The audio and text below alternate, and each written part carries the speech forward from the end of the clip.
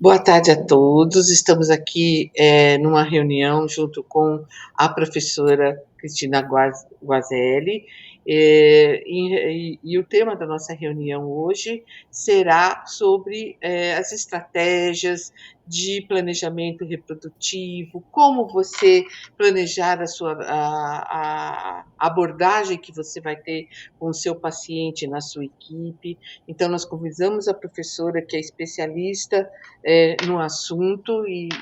Professora, queremos muito agradecer a sua presença. A senhora pode, por favor, se apresentar, e aí nós vamos passar uma aula sobre isso, e depois a gente pode até conversar um pouquinho. Eu vou fazer algumas perguntas, né, advindas da nossa vivência na rede, né, para que depois a gente se encontre, né, nos nossos encontros presenciais. Muito obrigada. A palavra é sua, professora. Bom, boa tarde. Quero agradecer a lembrança do meu nome. Sempre é muito bom a gente poder falar de algo que a gente já trabalha há muito tempo e, quem sabe, né, a intenção nossa é de poder ajudar a que o planejamento familiar seja divulgado e mais falado. Meu nome é Cristina Guazelli, eu trabalho na Escola Paulista de Medicina em planejamento familiar já há vários anos, e é no que eu me dedico no dia a dia. Então, eu posso compartilhar aqui para a gente começar a falar? Por favor.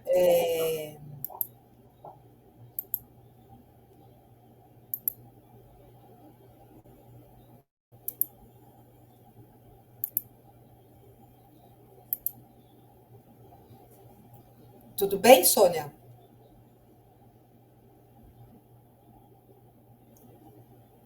Sônia, tá tudo certo? Tá tudo certo, sim. Os slides já estão na tela.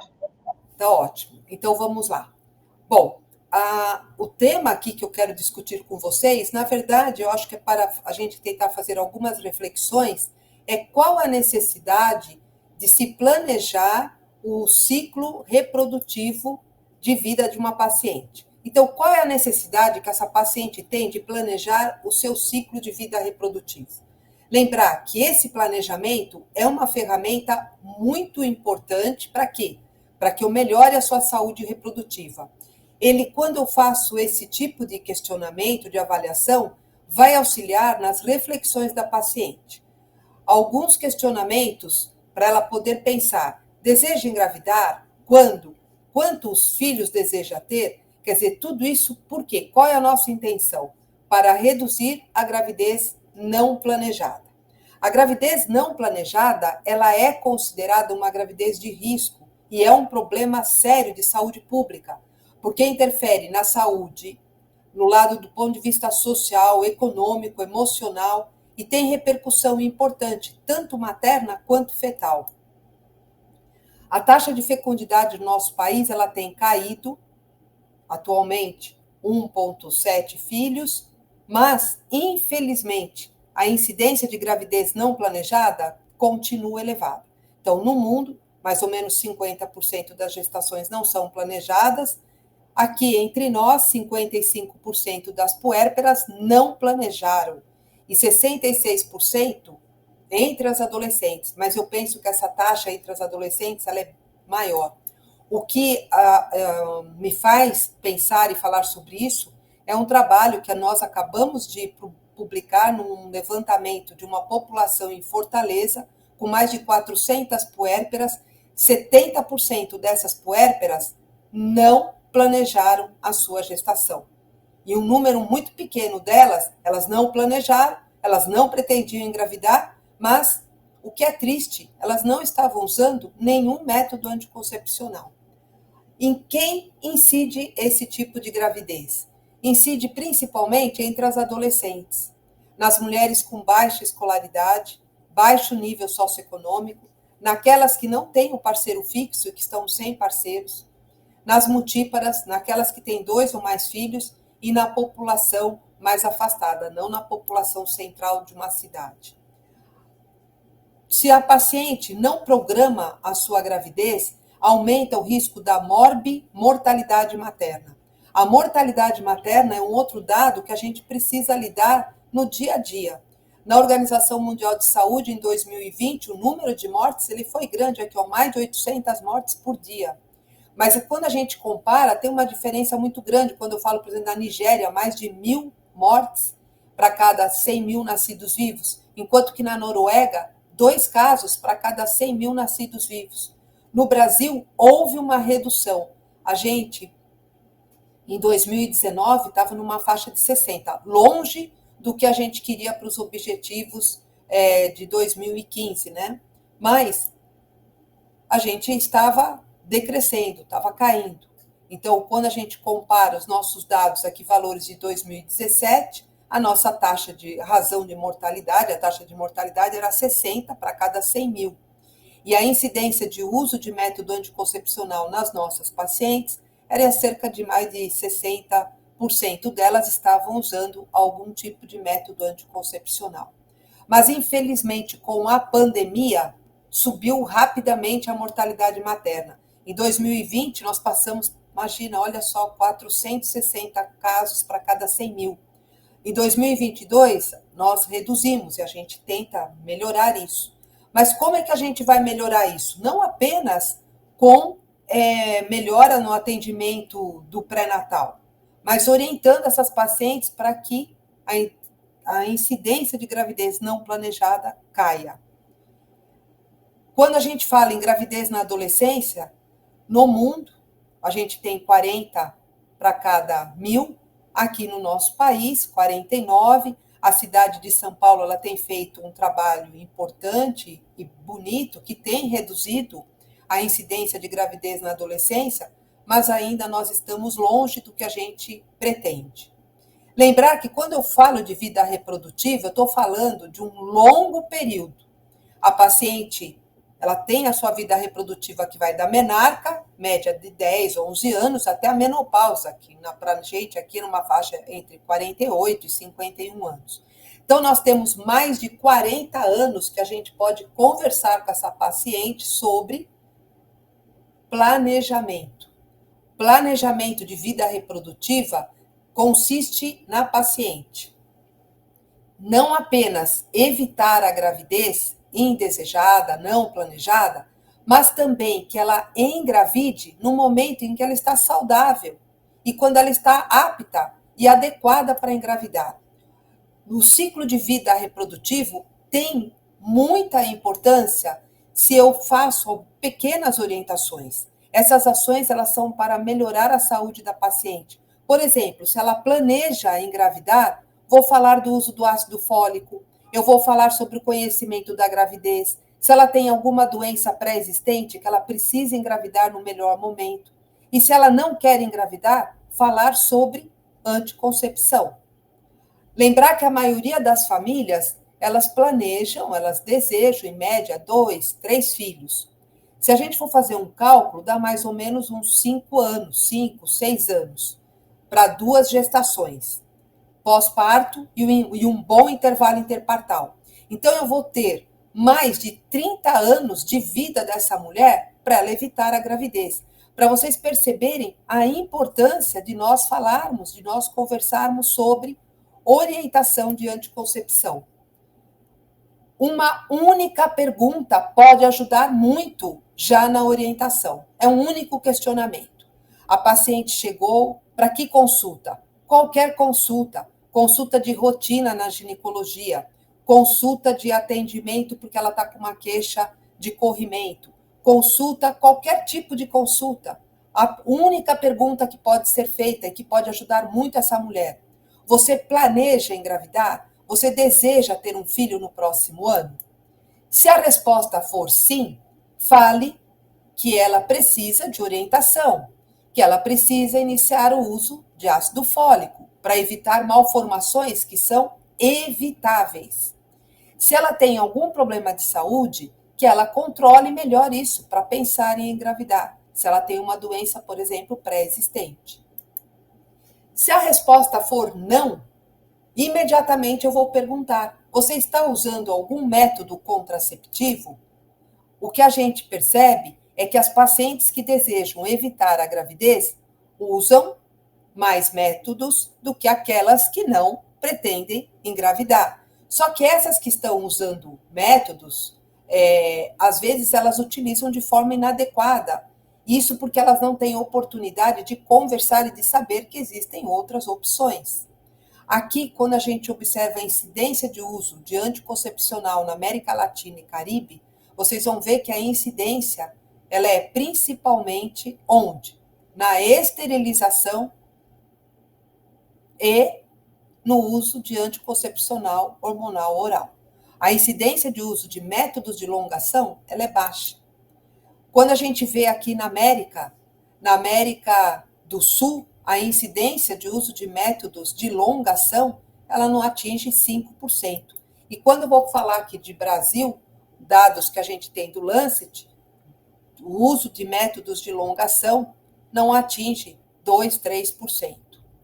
Numa pesquisa interessante aqui, realizada por um laboratório, com mais de 1.000 mulheres que foram entrevistadas, e aqui mulheres que já haviam engravidado, e mulheres tanto que eram atendidas na saúde pública quanto na saúde privada, o que a gente vê que os métodos mais utilizados, 31% delas usavam pílula, 10% laqueadura, 9% de métodos de longação, que são o DIU hormonal, o DIU de cobre e o implante.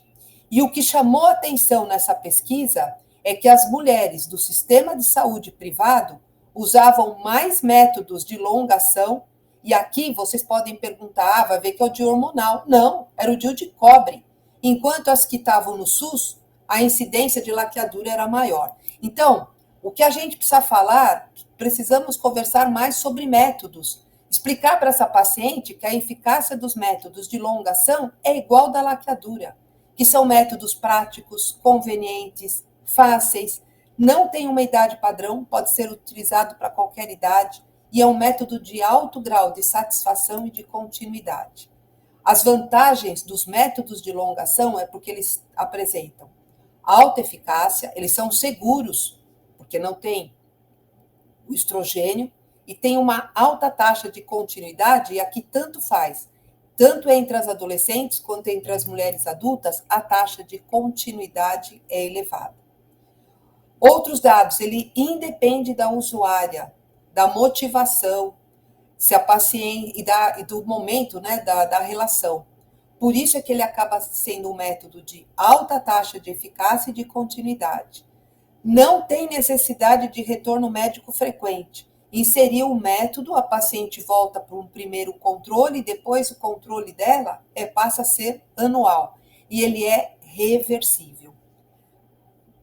Essa tabelinha, acho que a gente deveria ter em todas as salas de atendimento para mostrar para a paciente que a incidência de falha com o implante é 10 vezes menor do que se ela fizer uma laqueadura. Vejam, a taxa de falha da laqueadura é 0,5 para cada 100 que fez a laqueadura, né, que usa a laqueadura por um ano. O implante é 0,05. Então, a taxa de falha é bem menor do que da laqueadura. Lembrar que a taxa de falha da laqueadura é igual à taxa de falha do DIU, tanto faz aqui, do DIU de cobre quanto do DIU hormonal. E as mulheres precisam saber disso, porque elas não sabem. A taxa acumulativa de falha nos primeiros anos de uso de qualquer, juntando aqui os 3 métodos, vai ser menos do que 1 para cada 100 mulheres ano uso, que é uma taxa de falha muito baixa. Por que a taxa de falha dos métodos de longação ela é baixa? Porque não depende da usuária, não depende da utilização, da motivação. Por exemplo, quando vocês podem ver aqui na esquerda da tela, ao uso do anticoncepcional hormonal oral, a taxa de falha que está em azul, tá certo? No uso rotineiro, ela é maior do que no uso teórico.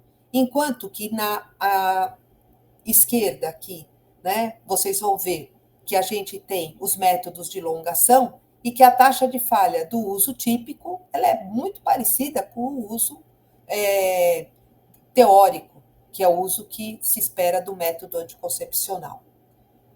Usuárias de pílula, do transdérmico e do anel tem 20 vezes maior chance de falha do que quando está usando o método de longa ação.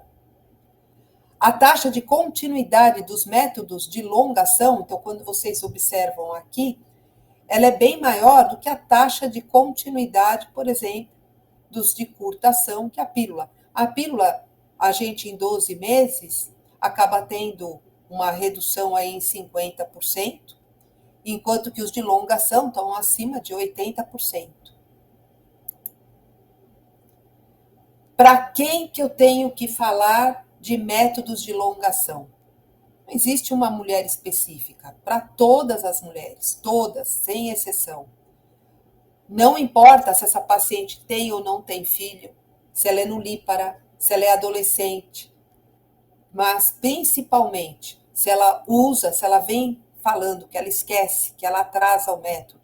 A usuária de droga, porque ela não tem condições de fazer uso do método de forma constante.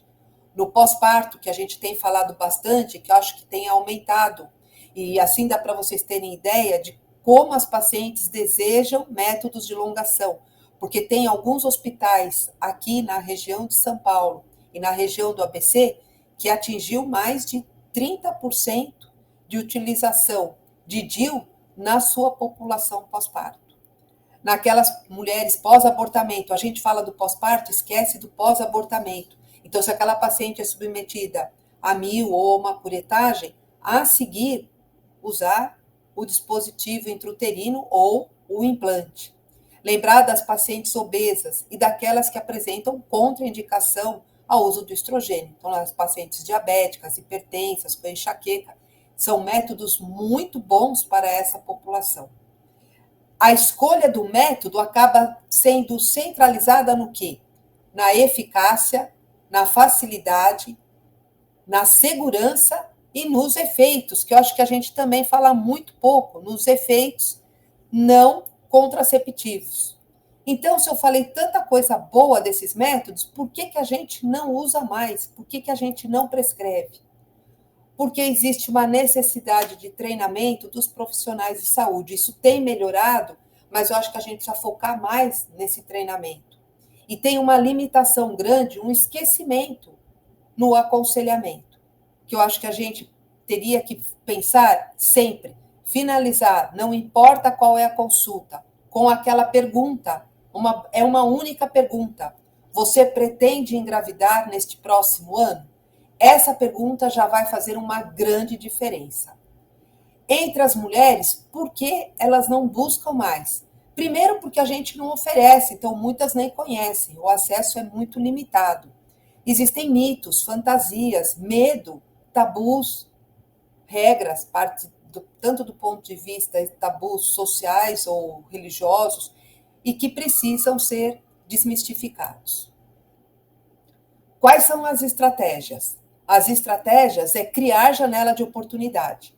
Existe um momento específico para eu falar de aconselhamento? Não, não existe. Janela de oportunidade, eu tento passar isso para os meus residentes, é todo momento. Aquela paciente que você atende no pronto-socorro e que vem em busca de anticoncepção de emergência, uma ótima oportunidade para falar de método. Prescreva, fale da anticoncepção de emergência e, a seguir, já oriente método anticoncepcional. Encoraje para que essa paciente utilize mais método anticoncepcional. De que forma? Melhora de acesso, abrangência e que tenha disponibilidade desses métodos.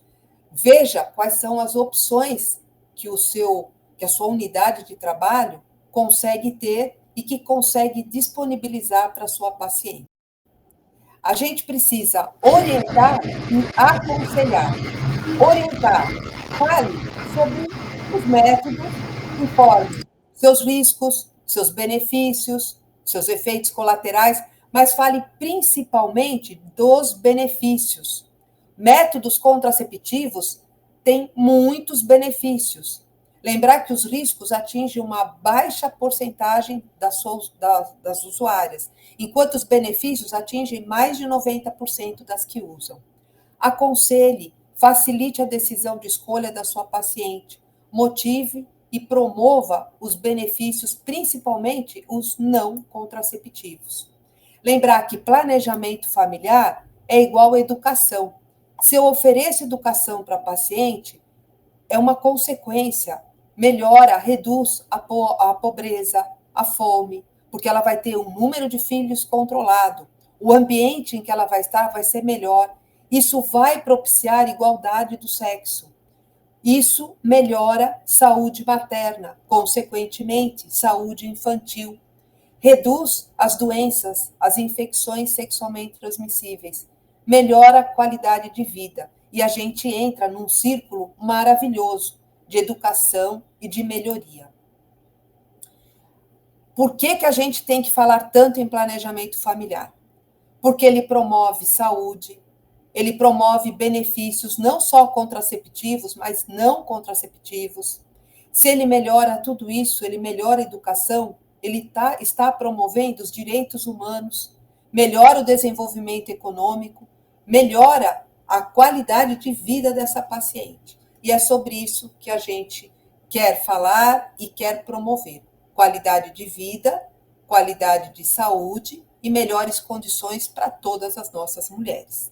Então, eu fico aqui à disposição para os questionamentos, perguntas, se houver. Você está sem som, está desligado o seu microfone. Muito obrigada, professora. Eu acho que atingiu, né, a meta que nós estávamos buscando, que é realmente os pontos mais importantes, que é a janela de oportunidades, ou seja, em todo momento que a paciente tiver disponível na sua unidade de saúde, ou que você estiver fazendo alguma ação em outros locais, né, alguma ação de vacinação, né, outras questões, né, outras ações da saúde da mulher, ou mesmo, e por que não falar mesmo durante o pré-natal.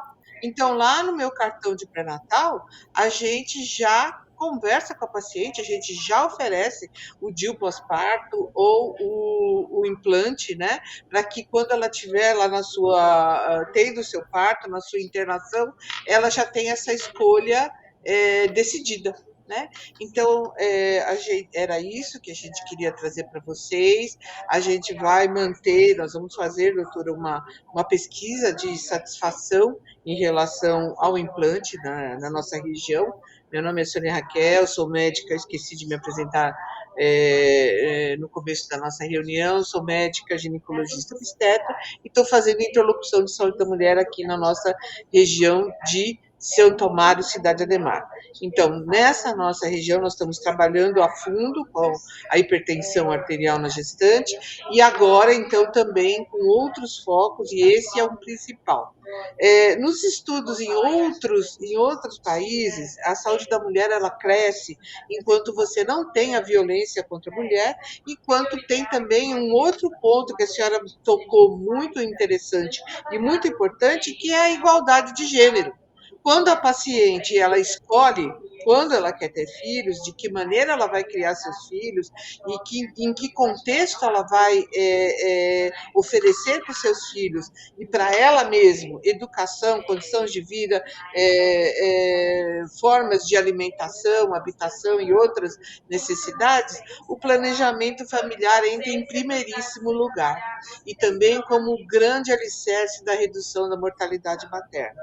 Então, muito obrigada, professora. Eu acho que eu estou, assim, na verdade, emocionada de tê-la aqui conosco e nós vamos retornar com melhores índices de gravidez não planejada, de gravidez na adolescência, vamos retornar com redução desses índices. E vai ser motivo de grande alegria, de grande comemoração. Obrigada. Que bom, muito obrigada. Obrigada. Posso só, acho que complementar